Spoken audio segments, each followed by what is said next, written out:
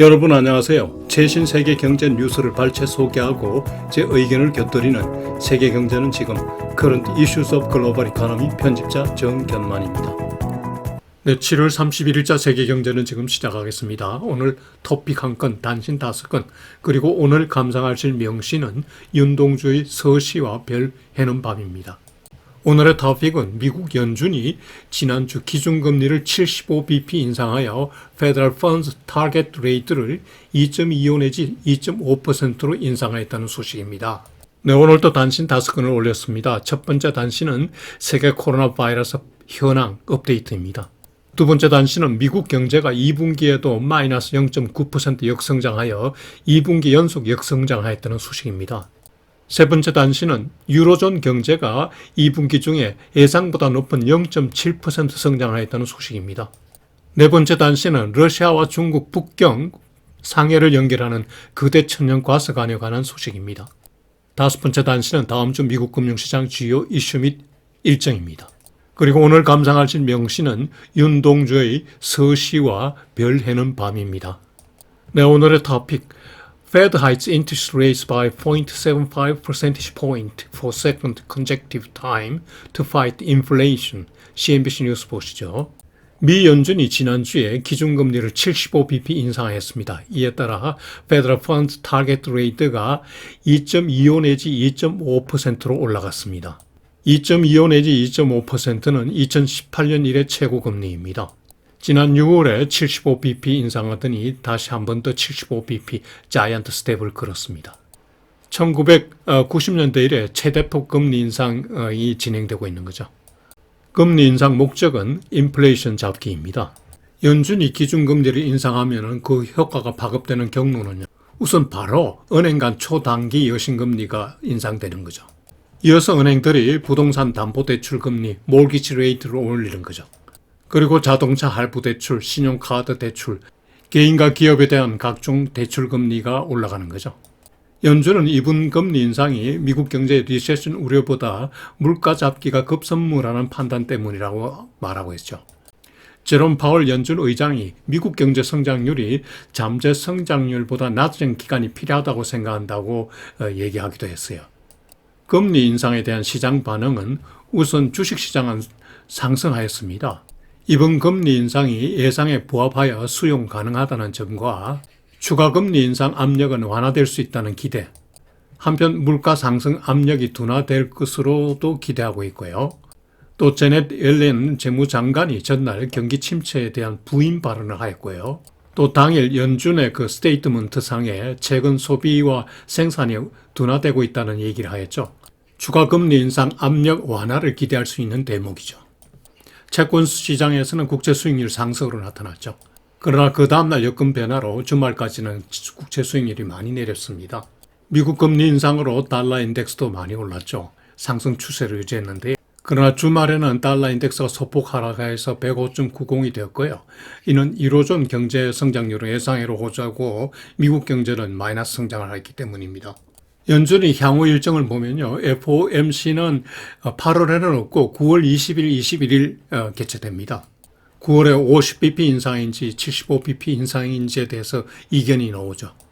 8월에 FOMC 회의는 없지만은 잭슨 홀 미팅이 연례 회의로 개최되죠. 과거 잭슨 홀 미팅에서 연준의 큰 정책 변화가 많이 발표되었죠. 여기서 미국 경제 주요 지표를 다시 한번 보면요. GDP는 말씀드린 대로 1분기에 마이너스 1.6%, 2분기에 연속 마이너스 0.9% 역성장하였죠. 정통적 해석으로는 리세션, 경기 침체에 들어간 거죠.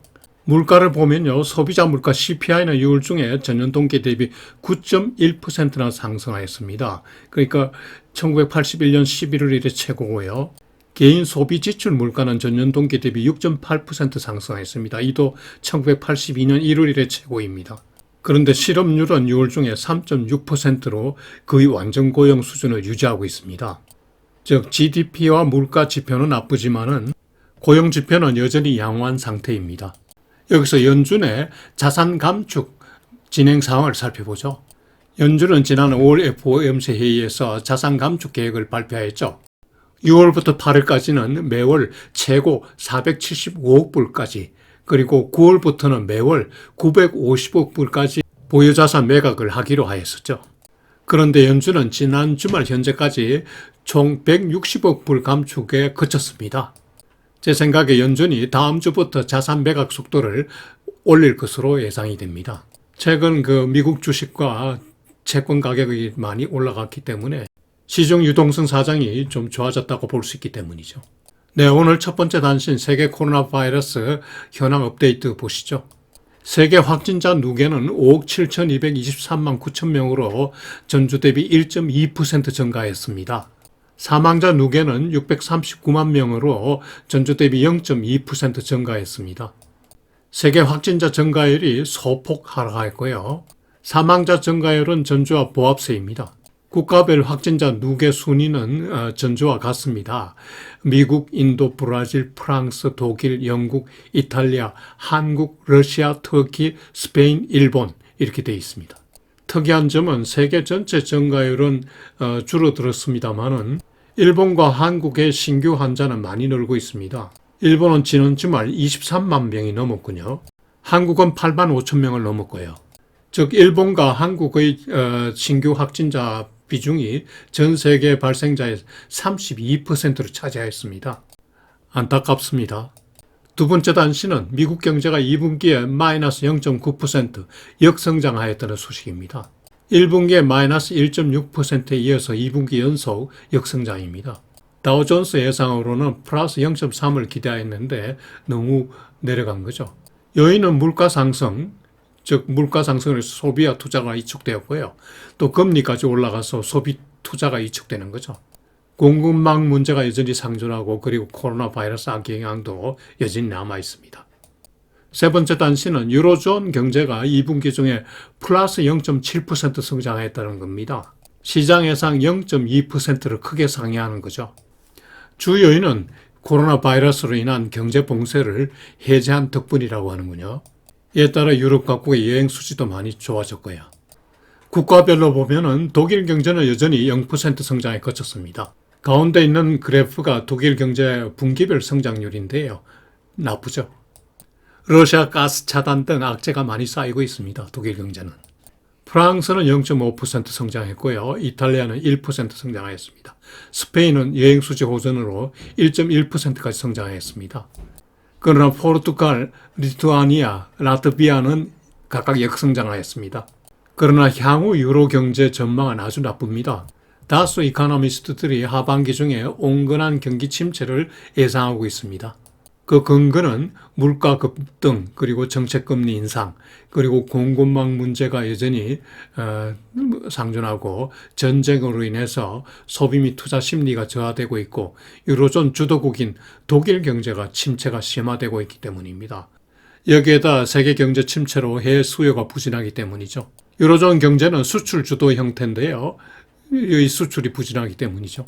지난 주말 물가 동향 뉴스도 나왔는데요. 7월 중 유로존 소비자 물가는 전년 동기 대비 8.9%나 급등한 것으로 나타났습니다.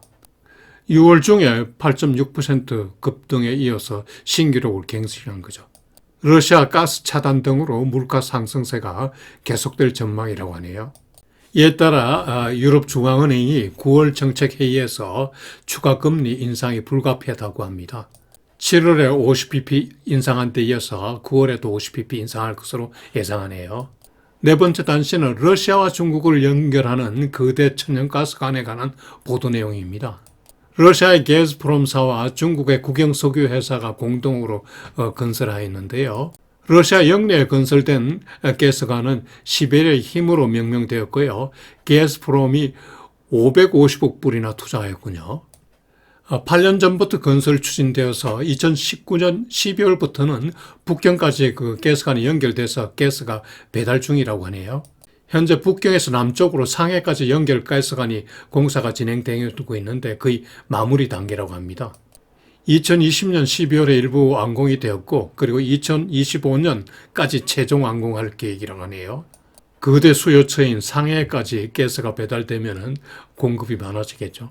러시아 가스의 중국 공급 현황을 보면요. 2019년 12월부터 시작된 이래 지난 6월까지 총 38억 1천만 불 공급되었군요. 그런데 올해 상반기에는 작년의 3배인 16억 6천만 버르츠가 공급되었다고 하네요. 중국은 투르크메니스탄으로부터 천연가스 수입액이 많네요. 러시아 입장에서는 유럽이 러시아 가스 수입 중단을 추진하고 있기 때문에 대중국 수출을 늘려야 되는 입장이고요. 중국의 입장에서는 에너지 공급원의 다양화가 필요하기 때문에 러시아산이 필요하죠. 게즈프롬사의 중국 수출 계획을 보면요. 매년 380억 큐빅미터를 수출할 계획이었다고 하네요. 게즈프롬은 지난 상반기 중에 689억 큐빅미터를 서방으로 수출하였는데요. 전년 대비 31%가 감소한 거라고 하네요. 서방의 수출 규제도 있었지만 러시아 자체적으로 수출 제한한 것도 있죠. 대서방 수출 감소분을 대중국 수출 증가로 커버하려고 하겠죠. 지난 2월 초에 러시아와 중국 간에 러시아산 가스 공급 확대 계약을 체결하기도 하였습니다. 중국 내 가스관 추가 건설 계획도 논의 중이라고 하는데요. 몽골을 경유해서 중국으로 가는 파이프라인을 2년 내 건설할 계획이라고 하네요. 러시아가 Power of Siberia 2라고 명명하였군요. 여기에다 중국은 장기적으로 중국 서부 가스관도 건설할 생각을 갖고 있다 하네요. 오른쪽 지도를 보시면요. 현재 건설 중이거나 계획 중인 러시아, 중국 간의 파이프라인 지도가 나와 있죠. 꽤 오래전에 한국과 러시아 간의 파이프라인 건설도 추진된 적이 있었죠. 중국과 러시아는 원자력 발전 상호 협력도 지금 추진하고 있다고 하네요. 그리고 최근 러시아산 석탄 수입도 많이 증가했습니다. 러시아가 가격까지 할인해서 판다고 하네요. 러시아산 가스의 중국 공급과 관련해서 제 생각을 말씀드리면요. 서구의 그 러시아산 가스 수입 제한 조치는 명분은 좋으나 유럽에 큰 피해를 주고 있다는 생각입니다. 현재 유럽 인플레이션 유발의 주범이죠. 또 그 가스 관련 화학업체들, 특히 독일의 바스퍼 등이 피해가 커지고 있습니다. 러시아와 중국은 서로 이익이 되기 때문에 협력 기회가 확대되고 있고요. 한편 인도와 터키 등 일부 국가는 러시아 가스를 저가 수입하는 어부지리를 얻고 있고요. 우크라이나 침공으로부터 러시아가 서구로부터 제재를 받고 소외받기 때문에 비서방 제3국가의 협력 기회를 많이 모색하고 있는 게 보이는군요. 세계 경제 침체를 막기 위해서 우크라이나 사태가 종식되기를 기원합니다. 네, 다음 주 미국 금융시장 주요 이슈 및 일정 보시죠. 지난주 페드 연이은 빅스텝 그리고 GDP 연속 역성장에도 불구하고 주가는 많이 올랐죠. 특히 기술주 중심의 나스닥은 12.3%나 상승하였습니다. 주가 상승 요인은 페드의 공격적 금리 인상이 완화될 거라는 기대가 컸고요. 또 아마존 등 일부 기술 기업의 실적이 크게 호전된 것으로 나타났기 때문이죠. 다음 주 경제 지표로는 금요일 날 나오는 7월 중 고용 보고서가 관심 대상이죠.